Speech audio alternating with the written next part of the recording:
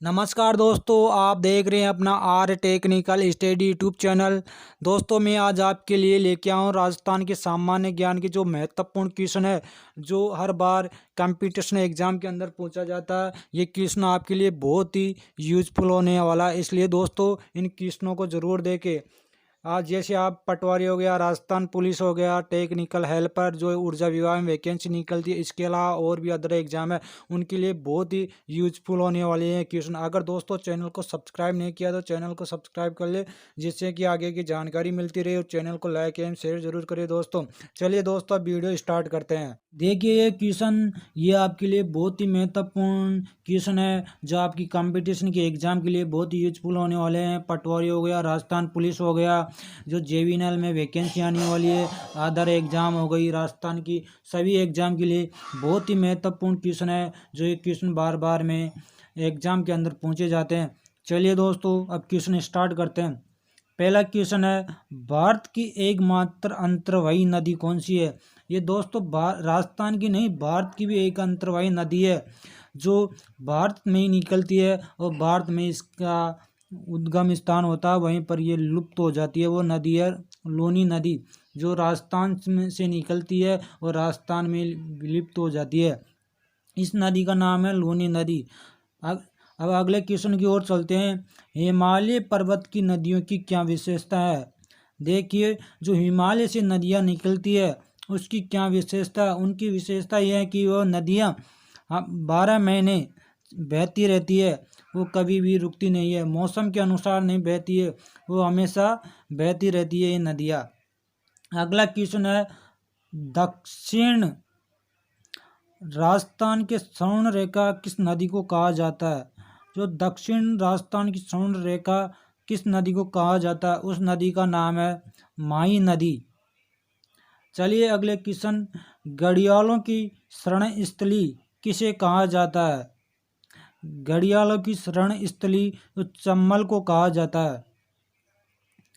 चलिए अगले क्वेश्चन की ओर देखते हैं। रेगिस्तान वन रोपण और भू संरक्षण केंद्र कहाँ पर स्थित है? इसका केंद्र है जो जोधपुर में स्थित है। चलिए अगले क्वेश्चन की ओर देखते हैं।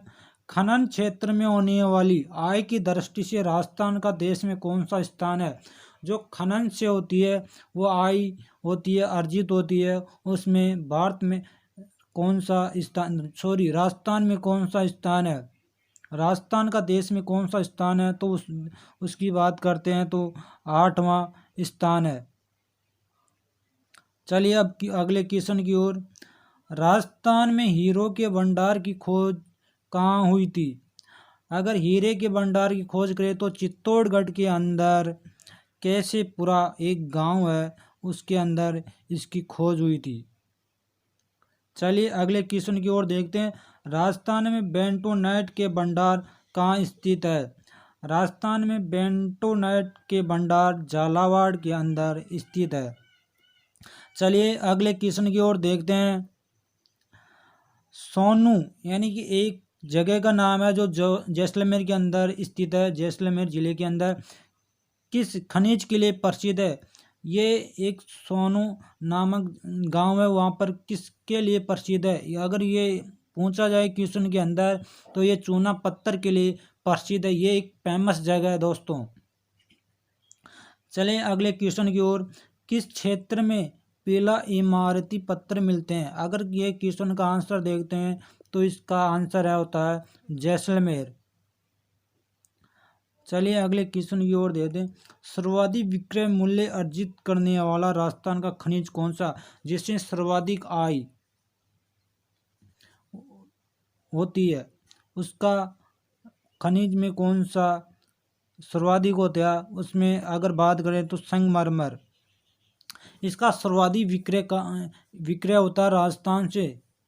ये सर्वाधिक बिकने वाला है जो संगमरमर, जो सफ़ेद पत्थर हो गया, काला पत्थर हो गया, इनके नामों से भी जाना जाता है। इसका सर्वाधिक विक्रय होता है राजस्थान से और इसका मूल्य भी सर्वाधिक, इससे ही आय प्राप्त होती है। चलिए दोस्तों अगले क्वेश्चन की ओर देखते हैं। राजस्थान में शीशे के भंडार बड़ी खान कहाँ स्थित है? जो शीशे की बड़ी खान है वो जावर खान है। चलिए अगले क्वेश्चन की ओर देखते हैं। राजस्थान में काला पत्थर बहुत ही यातायात में बहुत काला पत्थर होता है दोस्तों, यहाँ पर बहुत पाया जाता है। वो कहाँ पर पाया जाता है? वो पाया जाता है सिरोही के अंदर। चलिए अगले क्वेश्चन की ओर देखते हैं। देश का कितना प्रतिशत एस्बेस्टस राजस्थान के खानों से प्राप्त होता है? अगर इसकी बात करें तो 98% तो केवल राजस्थान के अंदर प्राप्त होता है, और रहा 2% अदर स्टेट में पाया जाता है। चलिए अगले क्वेश्चन की ओर देखते हैं। सबसे अधिक नदियाँ किस संभाग में पाई जाती है? देखिए दोस्तों, राजस्थान में जो सबसे अधिक नदियाँ, राजस्थान के अंदर संभाग जानती है आप कितने 7 संभाग है, इसके अंदर सबसे ज़्यादा कौन से संभाग में नदियाँ पाई जाती है? तो इसका आंसर होगा कोटा। कोटा के अंदर सबसे अधिक नदियाँ पाई जाती है। चलिए अगले क्वेश्चन की ओर देखते हैं। मांडलगढ़ के पास कौन सी 3 नदियाँ त्रिवेणी संगम बनाती है? देखिए दोस्तों, राजस्थान में 3 नदियाँ होती है, वो त्रिवेणी संगम कहा जाता है। यहाँ पर आकर 3 नदियाँ मिलती है, तो वो आती है बनास हो गई, बेडस हो गई और मनाल नदी हो गई। ये तीनों आकर मांडलगढ़ के पास तीनों नदियाँ आकर मिलती है, इसको ही संगम नदी कहा जाता है दोस्तों। चलिए दोस्तों अगले क्वेश्चन की ओर। बिसलपुर बांध किस नदी पर स्थित है? ये बिसलपुर बांध है जो बनास नदी पर स्थित है, और ये बिसलपुर बांध है जो हमारे टोंक जिले में वहाँ पर बनाया गया, टोडा राय सिंह गांव के पास में पड़ता है दोस्तों ये। चलिए अगले क्वेश्चन की ओर देखते हैं। कर्क रेखा 2 बार पार करने वाली कौन सी नदी है? यानी कि जो नदी है जो कर्क रेखा को 2 बार पार करती है, वह नदी है माही नदी। जो माही नदी है जो कर्क रेखा को 2 बार काटती है, वह नदी है माही नदी है दोस्तों। राजस्थान में खारे पानी की झीलें में सागर के अवशेष कौन से अवशेष पाए जाते हैं? वह अवशेष की बात करें तो 33 सागर के अवशेष पाए जाते हैं। अगले क्वेश्चन की ओर देखते हैं। पश्चिमी रेगिस्तान की सबसे लंबी नदी कौन सी है? पश्चिमी रेगिस्तान की सबसे लंबी नदी की बात करें तो वो बनास नदी है। चलिए अगले क्वेश्चन की ओर देखते हैं। विश्व की सबसे प्राचीन वलित पर्वतमाला कौन सी है? अगर देखिए दोस्तों, विश्व की सबसे प्राचीन पर्वतमाला की बात करते हैं तो अरावली पर्वतमाला है, जो इसका उद्गम स्थान राजस्थान से ही होता है दोस्तों। चलिए अगले क्वेश्चन की ओर देखते हैं। अरावली की सबसे ऊंची चोटी कौन सी है? देखिए दोस्तों, अरावली की सबसे ऊंची चोटी की बात करें तो गुरु शिखर है, जो इसकी लंबाई ऊंचाई है जो 1728 के समथिंग है दोस्तों इसकी ऊंचाई। राजस्थान में अरावली उत्तर पूर्व में किस जिले में प्रवेश करती है? अगर इसका आंसर होगा तो झुंझुनू जिले में प्रवेश करती है। राजस्थान का आर्द्रतम जिला कौन सा है? तो इसका आंसर होगा झालावाड़ होगा। अगले क्वेश्चन की ओर चलते हैं। राजस्थान का सबसे शुष्क स्थान कौन सा है? इसका आंसर होगा फलोदी, जो हमारे जोधपुर जिले में पड़ता है। चलिए अगले क्वेश्चन की ओर देखते हैं। अगला क्वेश्चन है,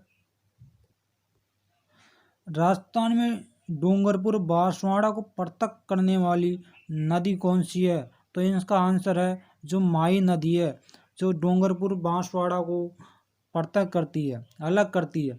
राजस्थान में बांध है जो भरेटा बांध कहाँ पर स्थित है? ये बांध है भरतपुर के अंदर स्थित है। अगले क्वेश्चन की ओर चलते हैं। जो चूलिया प्रपात होता है वो किस नदी पर स्थित है? ये चंबल नदी पर स्थित है दोस्तों। अब अगले क्वेश्चन की ओर देखते हैं। जो लूनी नदी का उद्गम स्थान होता है वो कहाँ से होता है?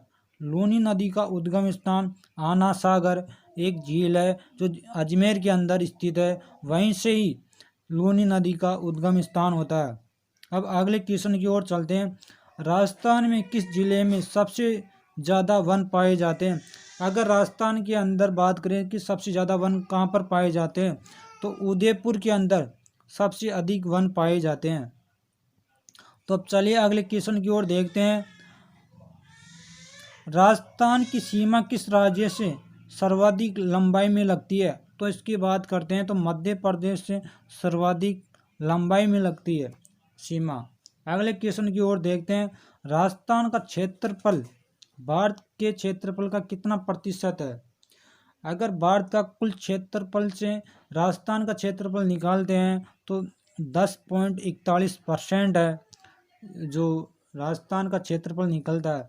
और अगर भारत के अंदर बात करें तो भारत के अंदर सबसे अधिक क्षेत्रफल किस राज्य का है? तो वह राजस्थान का राज्य का ही होगा दोस्तों। अगले क्वेश्चन की ओर चलते हैं। राज्य की कुल स्थलीय सीमा की लंबाई कितनी है? राज्य की अगर जो चारों राजस्थान का नक्शा है उसके अगर एक स्थान से निकलते हैं वहाँ पर चारों में देखते हैं तो राजस्थान के नक्शे की स्थलीय सीमा की कुल लंबाई होगी 5,920 होगी। राजस्थान का पाकिस्तान से लगती सर्वाधिक लंबी सीमा वाला जिला कौन सा है? तो इसका आंसर होगा जैसलमेर। और जैसलमेर के अंदर और इसकी किलोमीटर की बात करते हैं तो 471 किलोमीटर इसकी लंबी सीमा लगती है जैसलमेर से पाकिस्तान की। अगले क्वेश्चन की ओर चलते हैं। राजस्थान में मैंगनीज हेतु का सबसे बड़ा उत्पादक जिला कौन सा है? तो इसका आंसर होगा बांसवाड़ा।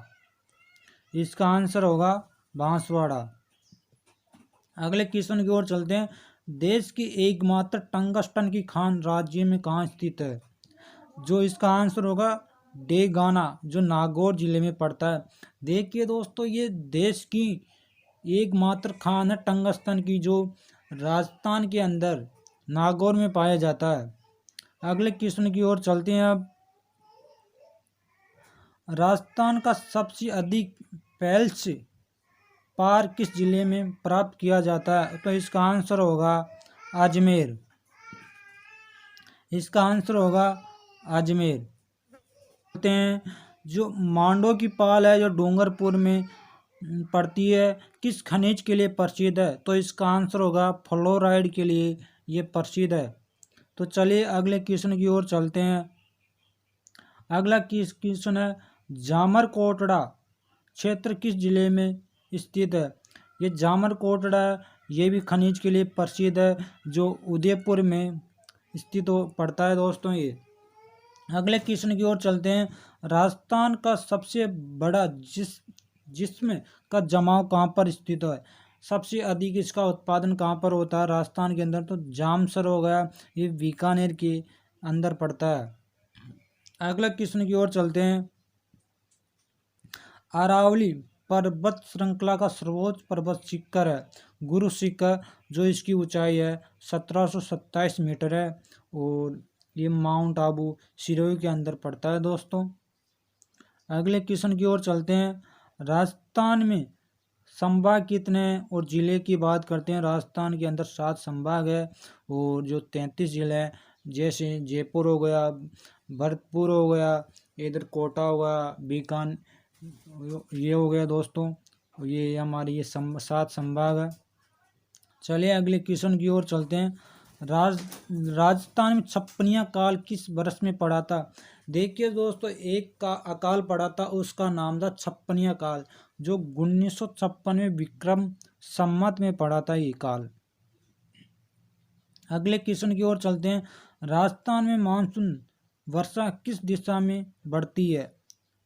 जो राजस्थान में मानसून होता है वो किस दिशा में आगे बढ़ता है? तो यह दक्षिण पश्चिम से उत्तर पूर्व की ओर आगे बढ़ता जाता है ये मानसून। राजस्थान में सर्दियों में वर्षा मुख्यतः कौन सी दिशा से होती है? जो पश्चिमी विक्षोभ से हमारी सर्दियों में वर्षा होती है जो होती है पश्चिमी विक्षोभ हो गया जो उत्तर पश्चिमी की हवा से यह हमारे सर्दियों में बरसात होती है। अगले क्वेश्चन की ओर चलते हैं। गरीब रेखा के निर्धारण हेतु ग्रामीण क्षेत्र में कितने कैलोरी प्रति व्यक्ति प्रतिदिन को मानक माना गया है? जो हमारी गरीब रेखा है उसके नीचे कितनी कैलोरी जो मिलती है उसके नीचे से हमारी गरीब व्यक्ति माना गया। तो उसकी बात करते हैं, 2400 कैलोरी के नीचे आता है, 2400 कैलोरी तक जो गरीब व्यक्ति को माना गया। अगर इसकी बात करते हैं तो शहरी क्षेत्र के लिए कितनी कैलोरी निर्धारित की गई है प्रति व्यक्ति, तो 2100 कैलोरी प्रति व्यक्ति निर्धारित की गई है। चलिए अगले क्वेश्चन की ओर चलते हैं। डीटी लकड़ावाला ने किस फॉर्मूले का निर्माण किया था? निर्धनता मापन फॉर्मूले का निर्माण किया था। चलिए दोस्तों अब अगले क्वेश्चन की ओर चलते हैं। राजस्थान के क्षेत्रफल के बारे में बात करते हैं। तो राजस्थान का क्षेत्रफल 3,42,239 किलोमीटर है। देखिए दोस्तों, ये तो हो गया किलोमीटर के अंदर, लेकिन क्या आजकल एग्जाम के अंदर वर्ग मील के अंदर पूछा जाता है। जो वर्ग मील के अंदर की बात करें तो 1,32,139 वर्ग मील राजस्थान का क्षेत्रफल है। देखिए दोस्तों, ये राजस्थान की एग्जाम के लिए बहुत ही इंपॉर्टेंट क्वेश्चन है जो बार बार में रिपीट होते हैं। देखिए दोस्तों, अब वीडियो ज़्यादा लंबा हो जाएगा, इसलिए वीडियो को अब इतना ही रखते हैं। आगे के क्वेश्चन आपको नेक्स्ट वीडियो में प्राप्त होंगे। फिर मिलते हैं आपको नेक्स्ट वीडियो में। देखिए आपके लिए खुशखबरी लेके आया हूँ कि कुछ ही दिनों में लाइव क्लास स्टार्ट होने वाली है, जिसमें मैथ, रीजनिंग और JVNL के लिए टेक्निकल हेल्पर की जो टेक्नीशियन इलेक्ट्रीशियन की थ्योरी है उसकी वो भी क्लास स्टार्ट होने वाली है। इसलिए दोस्तों चैनल को सब्सक्राइब ज़रूर कर ले, जिससे कि आपको लाइव क्लास मिल सके। थैंक यू दोस्तों, धन्यवाद।